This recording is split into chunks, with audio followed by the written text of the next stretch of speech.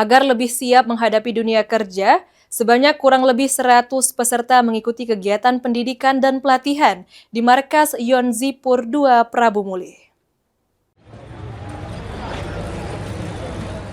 Sekitar 100 peserta mengikuti kegiatan pendidikan dan pelatihan yang digelar di Markas Yonzipur II Kota Prabu Mulih. Para peserta akan menjalani rangkaian pelatihan selama 16 hari ke depan dengan diberikan pembekalan berbagai materi yang bertujuan membentuk karakter, meningkatkan disiplin serta mengasah keterampilan sebagai bekal memasuki dunia kerja. Melalui pendidikan dan pelatihan ini diharapkan para peserta memiliki bekal keterampilan, disiplin serta mental yang kuat untuk menghadapi tantangan dunia kerja. Program ini juga menjadi salah satu upaya dalam mencetak sumber daya manusia yang unggul dan berdaya saing guna mendukung pembangunan di Sumatera Selatan.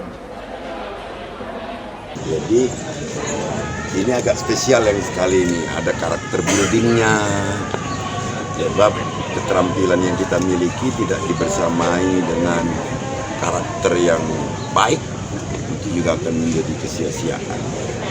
Dan jenis keterampilan yang dilatihkan ini bertambah juga. Ternyata ada untuk pengeboran, kalau dulu kan AC dan mekanikal yang lain.